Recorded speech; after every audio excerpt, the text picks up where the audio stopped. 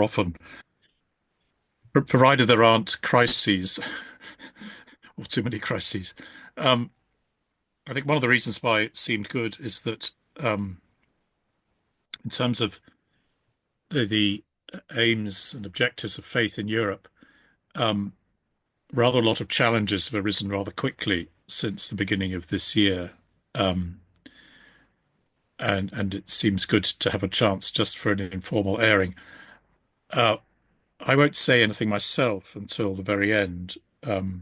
We haven't structured things, but it's very good to welcome not only members of the committee, but other people linked to Faith in Europe and various guests, particularly Stefan and Maria.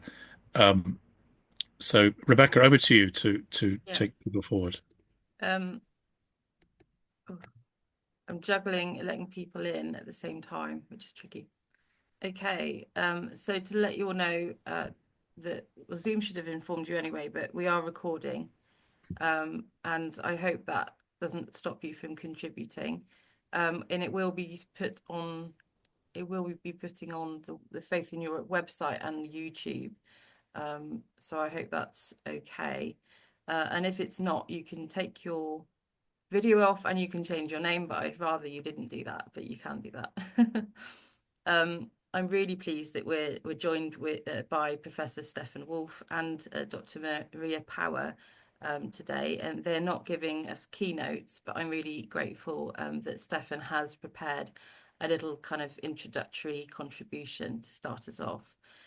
Stefan Wolff is a German political scientist. He's a specialist in international security, particularly in the management, settlement, and prevention of ethnic conflicts. And he is currently Professor of International Security at the University of Birmingham. And we're also joined by Dr. Maria Power, who was our keynote in February, who is Senior Research Fellow in Human Dignity at Las Casas Institute for Social Justice at Blackfriars Hall, Oxford. And she's also a Research Fellow at the Centre for the Study of Bible and Violence, which is an ecumenical Christian organisation embedded within Bristol Baptist College. So thank you all for joining us today, and particularly Maria and Stefan. I thought I would begin with a quote, and then I'll invite Professor Stefan Stefan Wolff to give some opening contribution. I wanted to quote from Dietrich Bonhoeffer, from a sermon he gave, early 1930s. Christianity stands or falls with its revolutionary protest against violence, arbitrariness, and pride of power, and with its plea for the weak. Christians are doing too little to make these points clear. Christendom adjusts itself far too easily to the worship of power. Christians should give more offence, shock the world far more than they are doing now. And to say that this is part of our programme for Faith in Europe, which is a small charity trying to explore social and economic concerns around Europe and think about it from faith perspectives. So I now invite Professor Stefan Wolff to go on. Thank you. Well, thank you, first of all, for inviting me to this. I mean, it will not come as a huge surprise to you. This is the first time that I'm actually speaking with you, but I'm really interested not only in sort of presenting my own views here, as I sort of tend to do, being employed by a university for exactly that purpose. But I'd also really be interested in sort of hearing your perspectives on what I think are sort of the key challenges that Europe faces at this moment. So I've already warned Rebecca that I've prepared some speaking points, mostly to keep myself within a reasonable time frame to sort of kick off the discussion with a couple of observations that will come primarily sort of from the perspective of a political scientist, international relations specialist. So I don't think I should sort of stray very much from that. So with that in mind, I have sort of 3 points that I want to open with in terms of the challenges that Europe faces at the moment. And I mean, they are all very closely connected, of course, and I start with the one that I sort of think is the most pivotal of them all, and that kind of connects them, and that is, of course, the war in or against Ukraine that has been going on now for more than 3 years since Russia's full-scale invasion of February 2022 occurred. There's, of course, a longer history to that goes back until, well, some people would argue 2014, when Russia annexed Crimea and established this proxy occupation in some parts of Donbass. And then depending on sort of where your history of Russia-West relations starts, some people go all the way back to the dissolution of the Soviet Union in the early 1990s, the end of the Cold War, and so on and so forth. But leaving aside where we are in terms of sort of our historical perspective on that, what is very clear is that the war in Ukraine is a major rupture in basically anything that we have seen in Europe for a really long time. Even if you're looking at the events in the former Yugoslavia, the violent disintegration of that state in the mid-1990s, the scale of the fighting there and the human and material losses are completely dwarfed by what we have seen in Ukraine over the past 3 years. So that obviously poses a significant challenge to Europe at multiple levels, whether it's simply the sheer humanitarian dimension of that, whether it's the sort of hardcore security threats to European security, and of course the security of Ukraine. Some people would argue the very existence of the Ukrainian state, as we have known it at least since the early 1990s, is existentially threatened now by Russia. The second challenge for Europe, which is closely connected to that, and I think in many ways might even be a graver challenge in the long term, is what I would call a triple rupture in the transatlantic relationship. So obviously, this is all very much associated with the second term of President Donald Trump in the White House. But the way in which I see that triple rupture manifesting itself is, first of all, again, from a European perspective, now the very obvious disengagement of the United States, and thereby the disappearing US security commitment to Europe, which has kept the continent safe since the end of the Second World War, so for pretty much exactly 80 years now. But that is not the only problem here. The second problem, I think, comes from the fact that the Trump administration is very deliberately fomenting intra-European discord.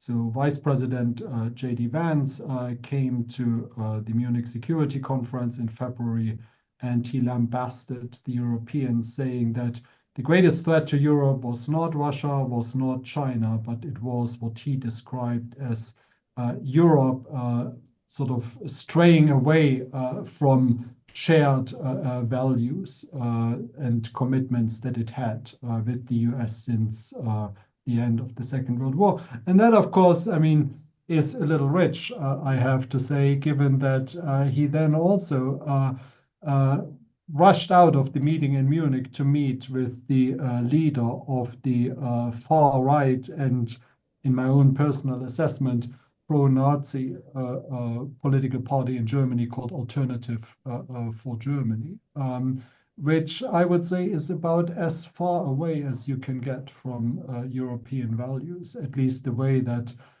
sort of I hold them dear and cherish them. And the third issue related to this rupture in the transatlantic relationship is also the almost breathtaking speed at which Putin and Trump seem to forge a very cordial, almost brotherly relationship in which Trump, for reasons only known to him, seems to put far more faith and confidence and admiration in the leader of Russia, who has unleashed a war of aggression against a sovereign European state in complete and utter violation of all norms of international law, including those that Russia actually is committed to itself. So now the third challenge in all of this is, of course, how Europe can formulate a coherent response to that. And I think that sort of in the short term, sort of from an almost operational perspective, is perhaps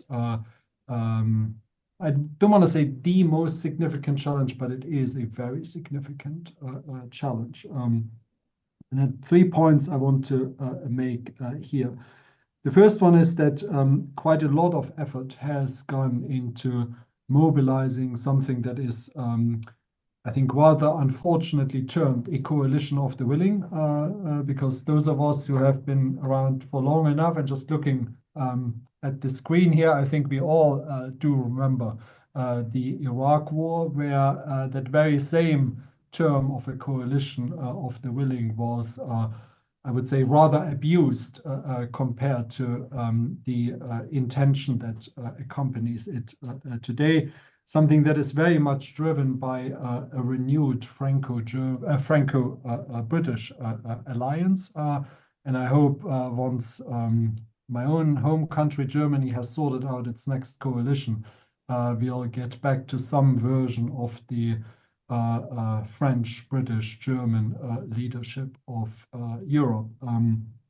Now, unfortunately, it can't really be sort of the EU leadership anymore since Brexit in 2016.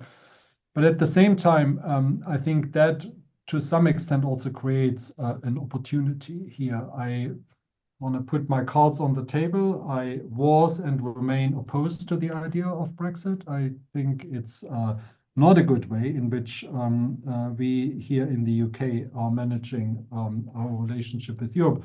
But it is what it is and where we are. And I think the challenge that arises from that now is how sort of you can manage these various bilateral and multilateral relationships in Europe as the continent as a whole comes together to strengthen its defenses and strengthening its resolve in the face of this unprecedented and continuing Russian aggression.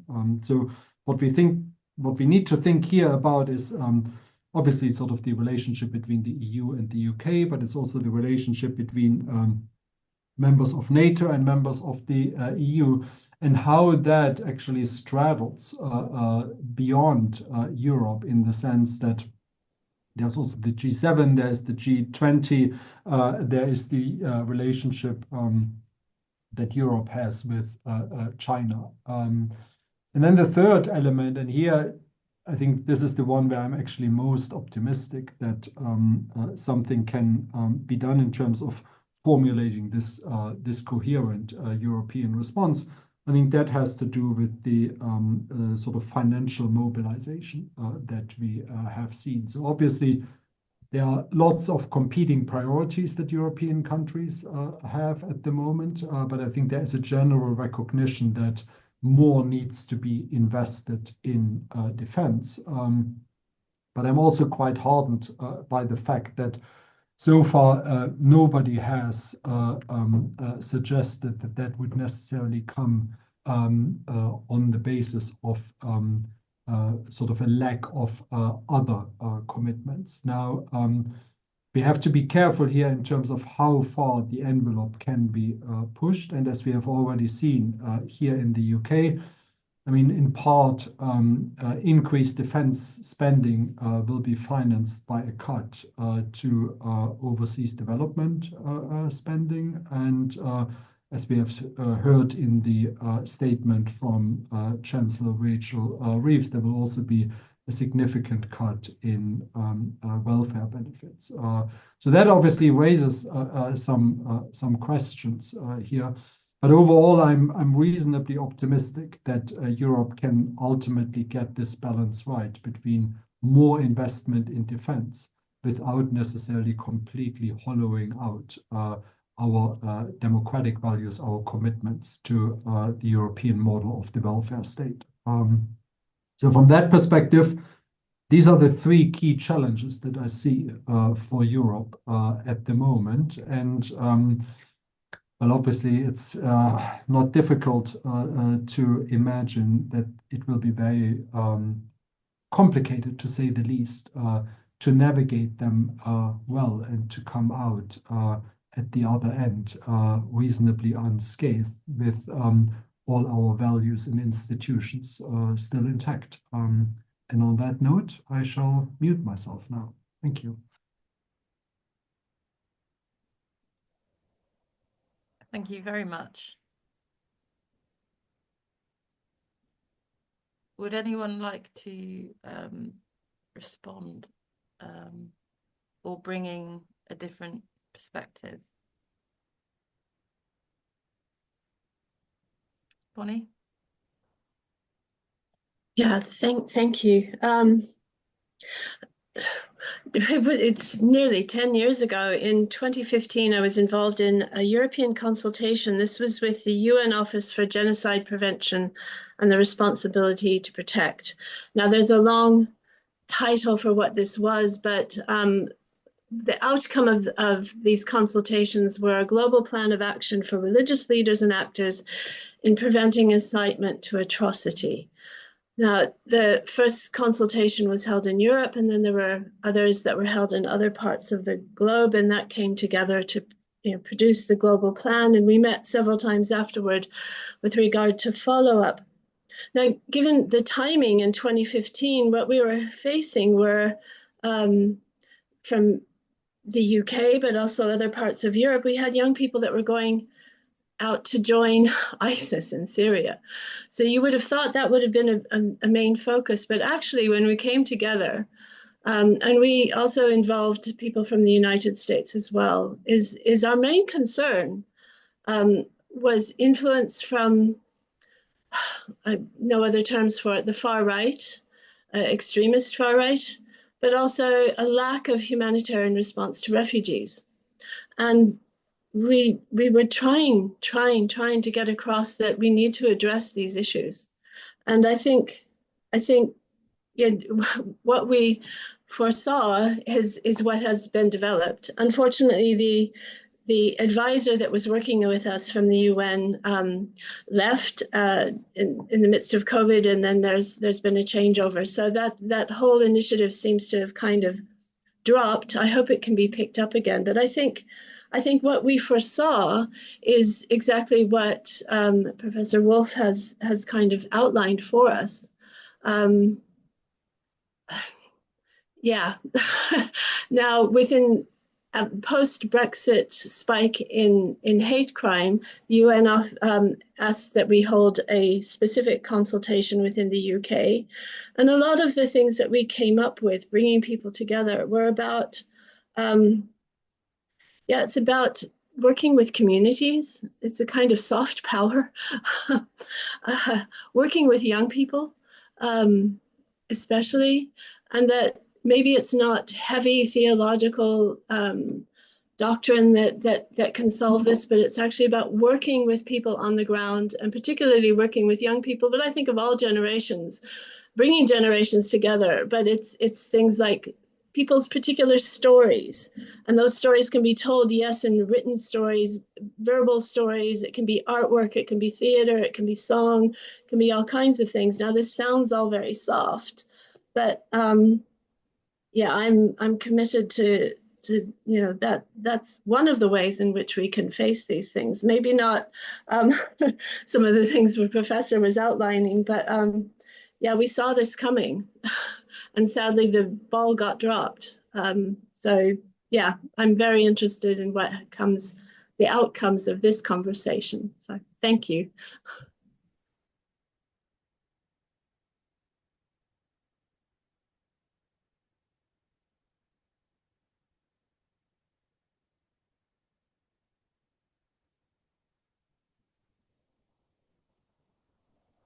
David.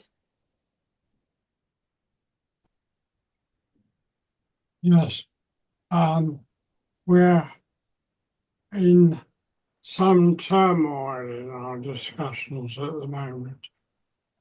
Speaking in the British terms, one sees that the Prime Minister is highly popular and across parties for his stance on coalition of the willing or response in the European and international context. And yet he's leader of a party which is very controversial in its domestic measures, and with the problems that's been mentioned,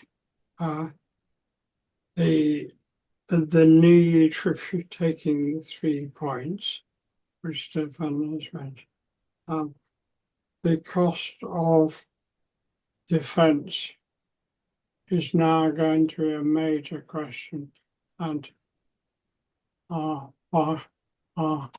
the churches going to talk about this? One wonders.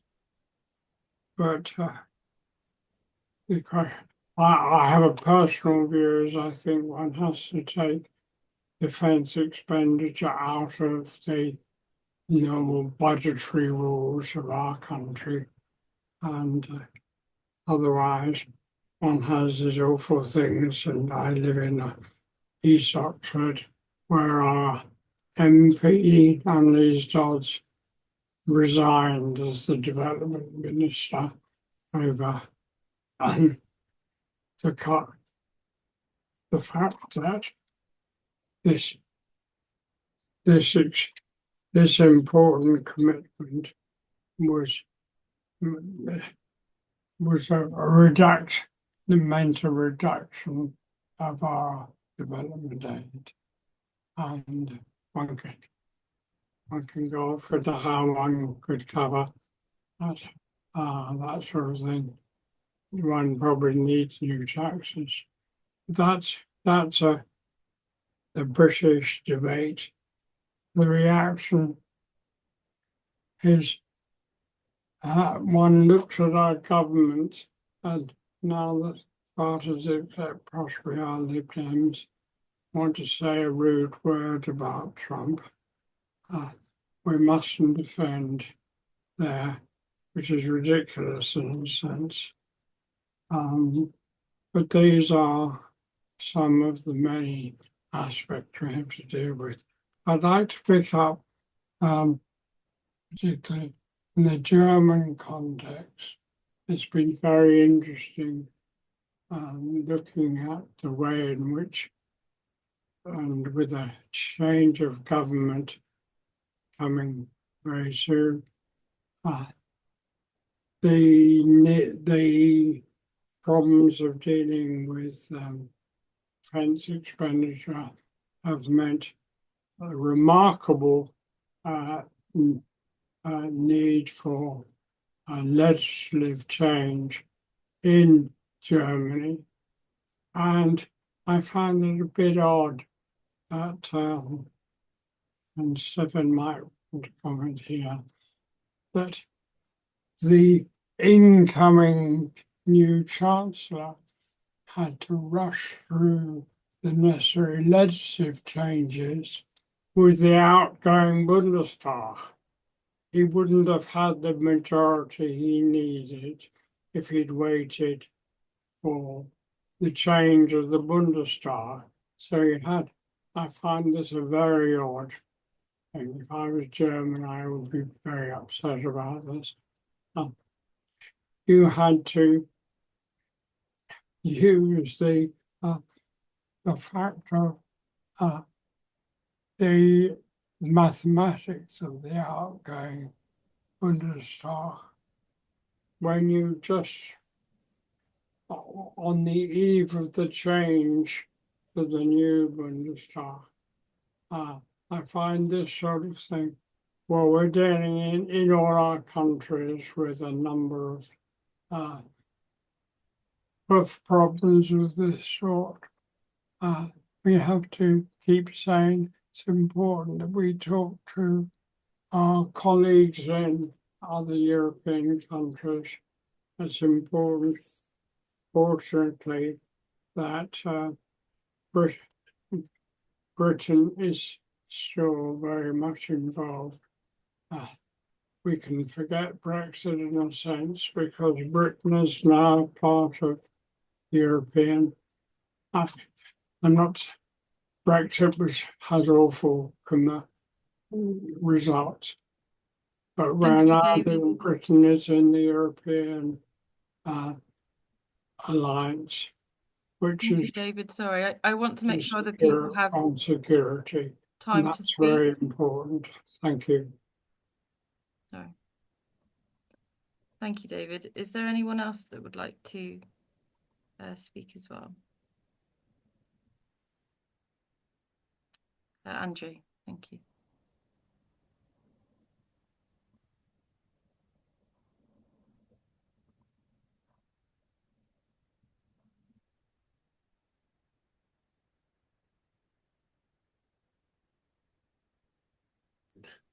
There we are. Can you hear me now? Can you hear me all right? Yeah. Yeah. Thank you. Right. Yes. I mean, I think that Trump is the key issue here in many ways. And from the Christian point of view, what staggers me is that we have someone who appears to be just a businessman who has absolutely no concept of moral or ethical issues involved. As far as most of us were concerned, we felt that there was a moral and ethical issue about the invasion of Ukraine. As far as Trump is concerned, he doesn't see this in any sort of way at all. Now, I know that most of the Christian things that I've seen suggesting that peace is terribly important and that we are working towards peace in Ukraine and so on, and indeed we are. But I think that as Christians, we ought to be really waving the flag that there are, if nations are to live together, there are various ethical, moral ideas which absolutely ought to dominate everything. And that for one reason or another, Trump and America under him simply has abandoned all of these. And this is utterly awful.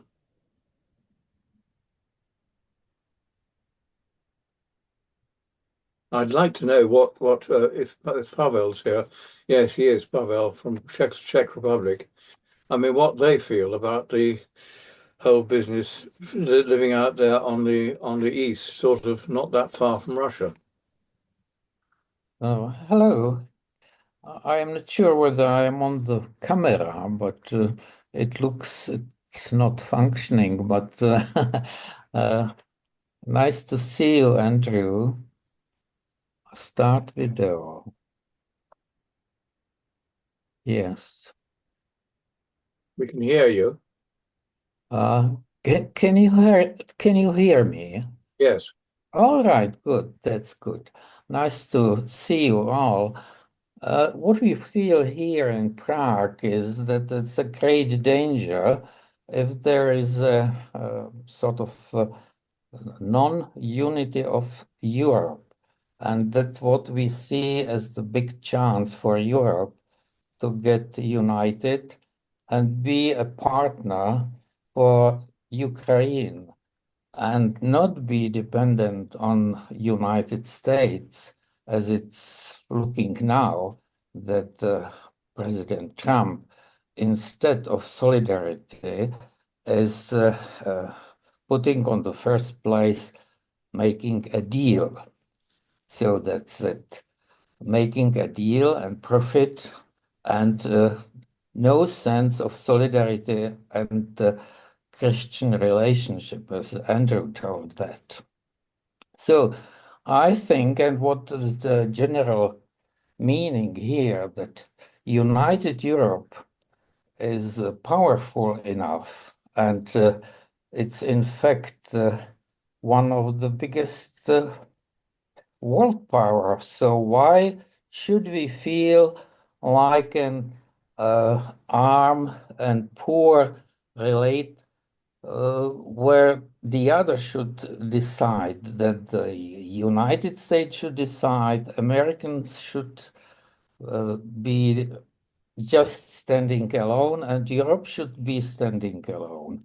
So that's the feeling is get Europe united, and with these willing states, as 31 states, which has been now created, a group, EU, including Great Britain, Canada, and that should be a partner which is important and strong enough.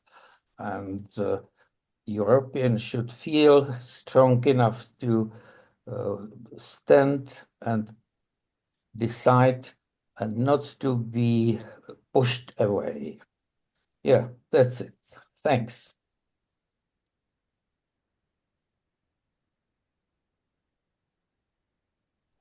Thank you, Pavel. Keith Jenkins.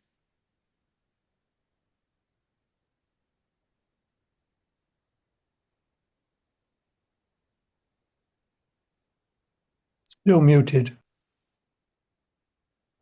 Right, I think I've unmuted.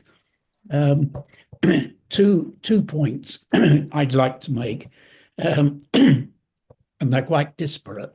But the first one is, if you look at President Trump's purported territorial ambitions, there is a very strong economic element within that, in the sense that the first thing he talked about to Ukraine was the mineral agreement. He is also interested in acquiring Greenland, which is rich in minerals, and he purports to think that Canada can be taken over as the 51st state, which is again a mineral-rich country. So it seems to me that there is an element there which needs to be addressed.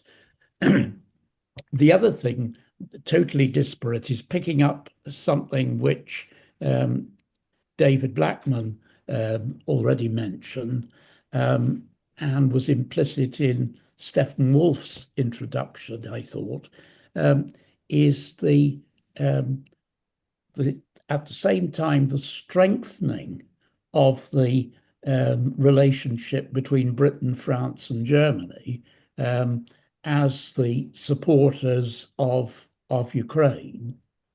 But at the same time, one has a feeling here that the current government is trying to steer a very difficult course in the sense of wanting to remain friends with Donald Trump, but also wanting to be a strong supporter of the so-called coalition of the willing.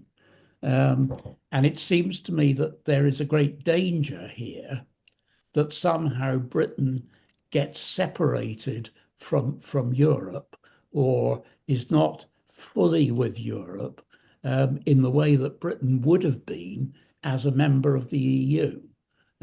So that is one of the anxieties which I have about how this situation could develop. I'd be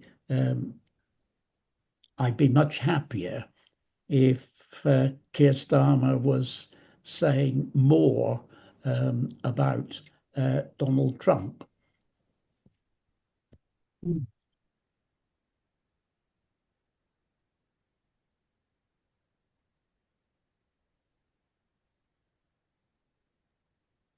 Ashley.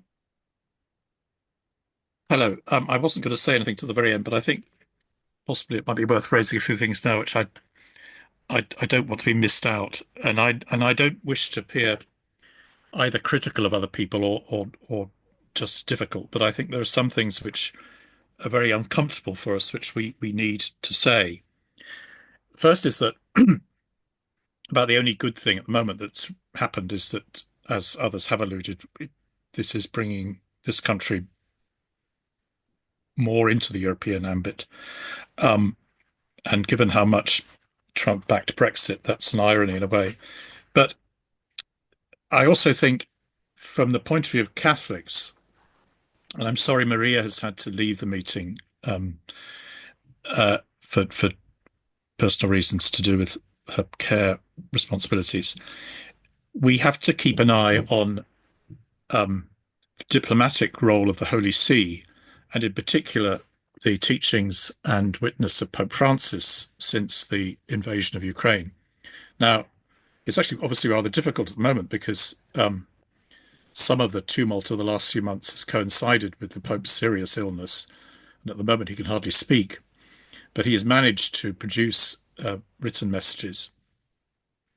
But it's worth remembering, partly because he was strongly criticized at the beginning of the conflict, particularly in Ukraine, that the Pope has constantly called for the fighting to cease and for there to be ceasefire negotiations. Moreover, the Holy See, in its diplomatic activity, has managed, very much behind the scenes, to pull off some prisoner exchanges and so on. But the Holy See, unlike President Trump, believes in doing diplomacy behind closed doors and not in open meetings. So people don't hear about a lot of this. But in my opinion, the West, for want of a better term, or European nations, might possibly have been able to avoid where we are now if they'd taken seriously the need for trying to put forward peace negotiations earlier on in this conflict. I think they've more or less walked into a trap for people like Trump and indeed Putin. This could have been avoided much earlier on. Those of us who questioned the sort of gung-ho, unconditional support for Ukraine earlier on in this conflict, which I did in print, I think have sadly been proved right, that the West's posturing that it suggested that Ukraine could win this war, which was always irresponsible, has helped to create this situation now that Ukraine is weaker than it was at least 2 years ago. So I think NATO and, for that matter, the European Union has paid a price for being belligerent in relation to this conflict. And if the churches don't say this, then many other people will not be saying it. And that is why, in my opinion, the churches should be very, very critical of the ways in which a rearmament and increase in defense spending is being justified as a result of this, under pressure from the Americans, and even more critical of the fact that the international aid budget is being raided to do it, and the welfare budget. And the Catholic aid agency, CAFOD, Caritas, the Catholic bishops have partly criticised that, particularly in relation to the aid budget. But it's also very apposite, in my view, in relation to cuts to welfare, particularly disability benefits. People have drawn connections between that and the assisted suicide bill going through Parliament. From a Christian point of view, this whole agenda, which is being forced on Europe by Trump, is very, very questionable. And I think we need to ask some uncomfortable questions about how people have acted in the last 3 years if we're going to be able to criticize those forcing this position on people now. So that's really all I was going to say at the end. So, but doesn't mean I want to end things now. It's just I thought it best to put forward what I was going to say now. Thank you.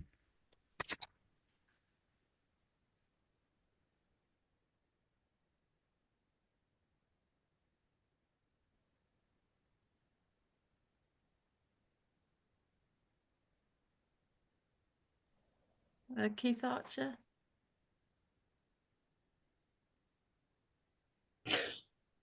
Yeah, rather in the same sort of direction, actually. This morning, I was reading a blog from the Quaker Council for European Affairs, which was taking a rather critical attitude towards the assumption that is being made that the answer to the present situation is for us to spend more and more and more on defence, pointing out that the inevitable consequence of that will be, for example, that the climate change thing will become more severe. Armaments and net zero and all the rest of it don't actually fit hand in hand. But the amount of extra arms that are going to be available throughout the world as a result of the building up of European defence industries suggests that there is a distinct possibility that once things do quieten down in Europe, assuming they do, that there will be much, much more on the worldwide market. So therefore, creating a more unstable position internationally. Now, I mean, obviously, it is difficult to accept a situation. Russia is just sort of turning everything, all the post-war agreements about things on their head. But nevertheless, I think we have to bear in mind these other criticisms. Now, I don't know how to resolve it, but anyway, I think there are definitely two ways of looking at this.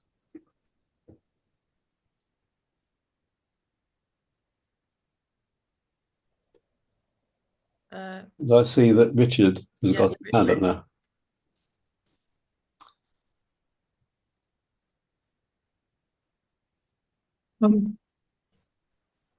Sorry, audio, that's right. I'm audible. I think the overarching thing is that the sort of international climate of international cooperation has gone, and international humanitarian law and all that. And everybody now is scared of offending Trump because of the power he has to, as it were, create mayhem for them. And only the faith people and those and the points we've just heard made by Ashley and Keith, the faith people actually need to do a bit of coming together themselves. I mean, does Keck speak about any of this at all? I'm glad to have heard QCA given publicity because, but they're unfortunately in a directorial handover situation, which is most unfortunate for being at this moment. But I think, and the Catholic and the Catholics together can, and anybody, anyone speaking for churches should try and find some way of having a joint and common voice. And I don't know what Muslims think, for that matter, about Europe. And of course, there's when you're thinking of the dreadful arms proliferation, you have the Middle East as well. But as I say, I hope that we can somehow encourage faith people to make common cause. Thank you. Thank you, Richard. Rebecca Boardman. what's you're part of the Methodist Global Relationships team. Yeah. Have you been having any discussions around this, or has these issues been coming up in your work? Or? Yeah, I mean, I think we've got one of our colleagues and a mission partner is based in Germany, and I think that as most people on this call will know, the elections just brought up a huge amount of concern within his context. I think one of the wider responses that we have as a team is the kind of distancing, I guess, between British churches and European churches in certain spaces. And I guess historically, the hope that with Brexit, there would be a broader sense of actually the churches can hold a unity within Europe and a common voice within Europe, particularly in the context of British churches, the British political system being slightly separate from the EU. And actually, I think one of the questions that we've currently got on our mind is whether that is actually the case, or whether, because we feel less connected within the political mechanisms within Europe, so KEC and other bodies, for example, whether we're actually seeing a pulling away. So I think those are some of the reflections that we've been having as a team recently.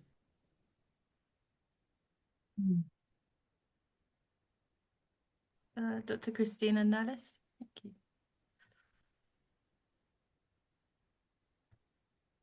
Hi, I'm an Eastern Orthodox theologian, so I think there's so much to say here.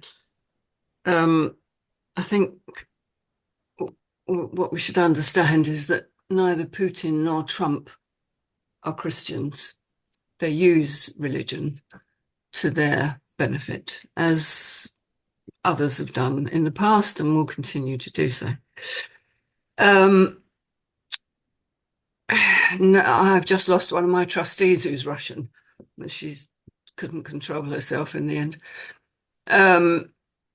But we are constantly made aware of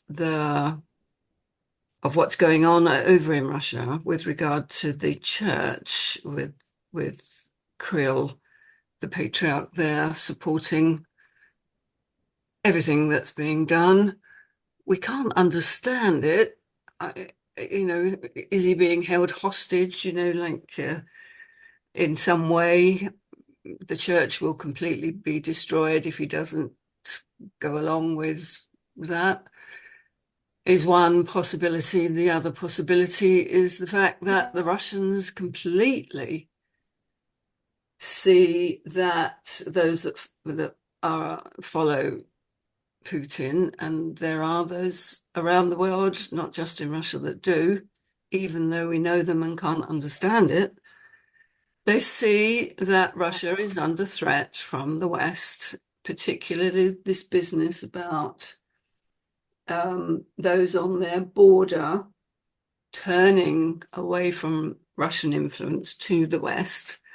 And this issue of joining NATO is the one that we really didn't listen to, as has been stated. But ultimately, I think that Putin is a thug. Putin is corrupt. Putin will do what he can because the West is weak and getting weaker. We don't seem to be listening to the people. We criticize the people for their popularist voting of late, but that's a rather arrogant, I'm sorry to say this, but I am rather blunt. If the voters vote a certain way, and they are voting a certain way across Europe, increasingly so, it is not right for us to sit back and say, oh, they're all right-wing, Nazi, this, that, or whatever. We need to accept that there is a social change, and we need to look at the reasons why. And increasingly we hear that, people are saying, we want our country back. What does that mean? Well, it will mean a lot of it to a lot of people, will mean an influx of large amounts of immigrants coming from a different faith with completely different views, social views, and ethics and stuff. Now, I can speak from the fact that I lived for 6 years in Pakistan. I've lived in Bahrain, and I've lived in 2 different countries, 2 different islands in Indonesia. So I have a fairly good understanding of how Islam works.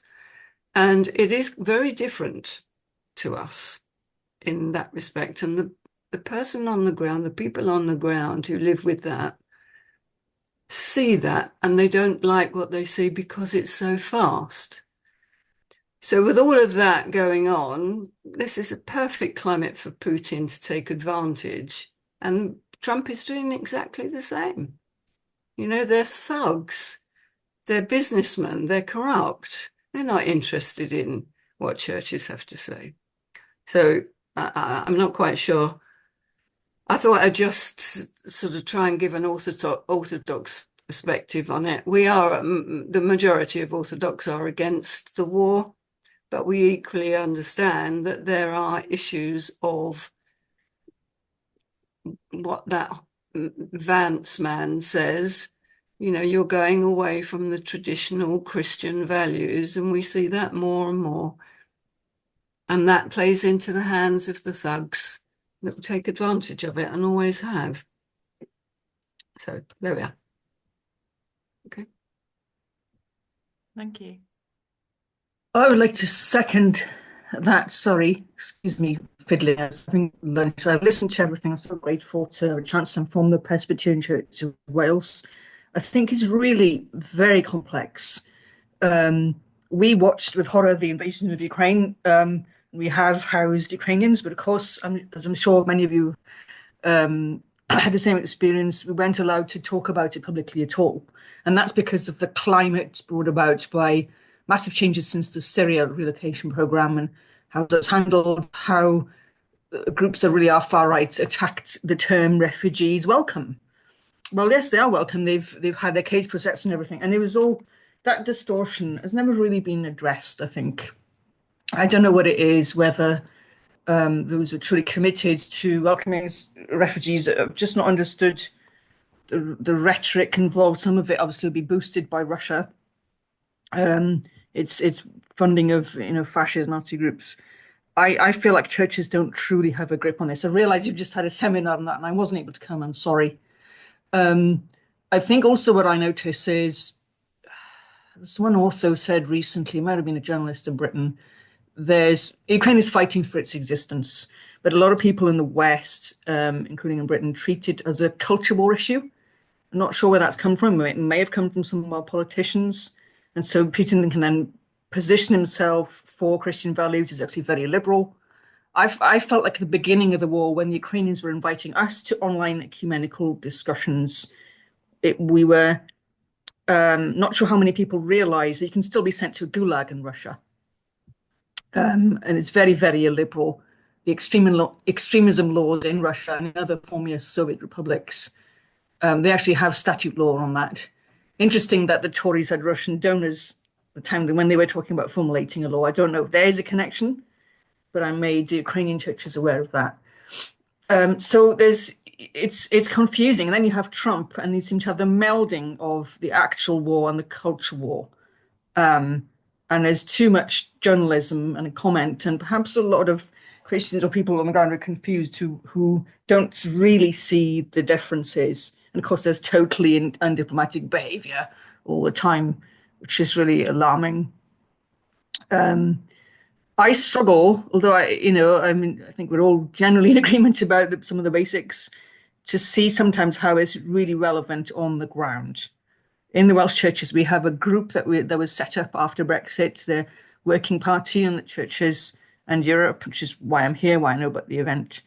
The business of not being able to talk about housing refugees is practically, that's a problem, but it was government that told us that. Please don't repeat that.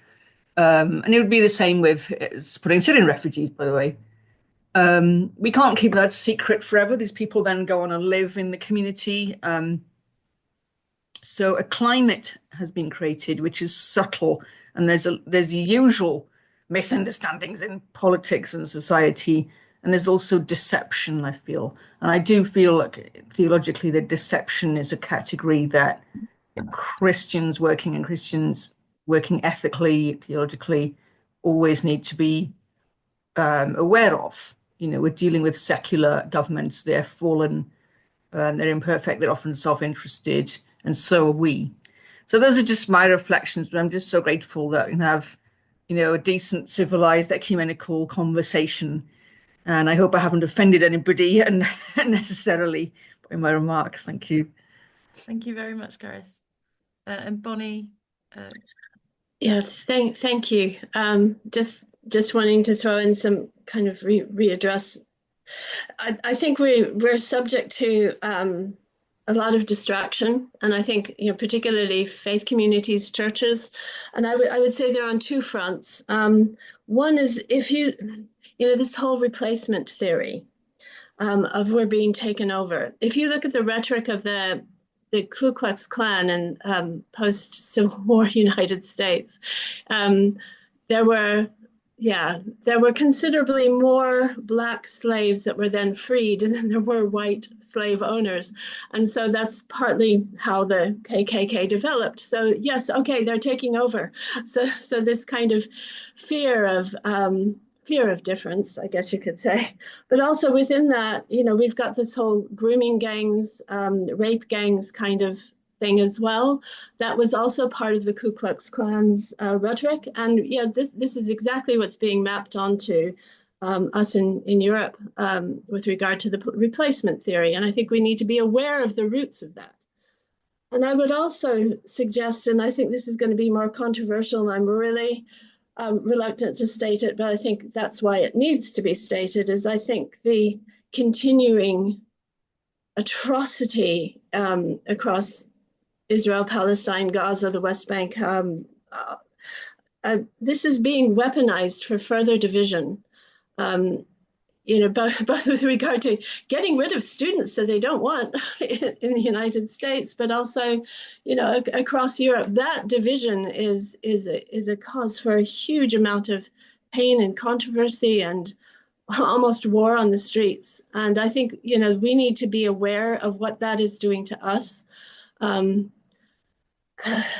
Somehow, I don't know what the solution is, but somehow we need to acknowledge that, recognize that, and keep working towards human rights, the whole international human rights stuff that we worked on following World War II. So, yeah, but it's, yeah, some awareness of that, the replacement theory of the far right, and also the Israel-Palestine conflict being weaponized for our attention. I don't know what the solution is, but yeah, thank you for listening. We're just going to wrap up in 2 minutes, but I'll give Stefan the last word. Thank you. No, I don't necessarily want to have the last word, but I wanted to come back to some of the points that you were making, which I mean, it's really interesting, I have to say, because this is absolutely not the usual crowd that I ever engage with or hear from. So I'm really grateful for having had the opportunity to listen to you. And I mean, for me, probably where it all comes together is in the point that Karas made a couple of minutes ago, that really we are seeing sort of this merger of the cultural war and the actual war. And I mean, if we look at it like that, then I think I become even more skeptical of the idea that somehow it's all the West's fault, and somehow we have ended up in this situation because we didn't make peace with Putin earlier, and the Kremlin somehow justifiably felt threatened by NATO expansion that, I mean, realistically, even in 2014 or in 2022, was not in the cards. I mean, Germany, France, the United States were very clear that NATO membership for Ukraine is at best a very distant prospect. And then, I mean, even if you look at just what happened over the last 24 hours, it is just not right to say that Ukraine or the West don't want a ceasefire. I mean, every time we are moving even an inch closer, where Ukraine accepts this and Ukraine accepts that, Putin just adds ever more ludicrous conditions. What would make him accept a ceasefire? So, I mean, now he basically says, well, we need a UN administration of Ukraine before Russia can really believe that there is a genuine commitment to a ceasefire. Now, that's not the man that Trump tries to portray to us as somebody as interested in peace as he is, putting all the blame on Zelensky and the West for supporting him. I mean, Ukraine really is facing an existential threat to its existence as a state. And I mean, let's just think for a second how we would feel if we were Ukrainians. I mean, would we just, lay down our weapons and say, hey, Putin, come on over, install your puppet government here? And I mean, I grew up in East Germany and I'm old enough to remember what it's like to live there. And that is not a living experience that I would necessarily want to wish on, my own children or friends and families.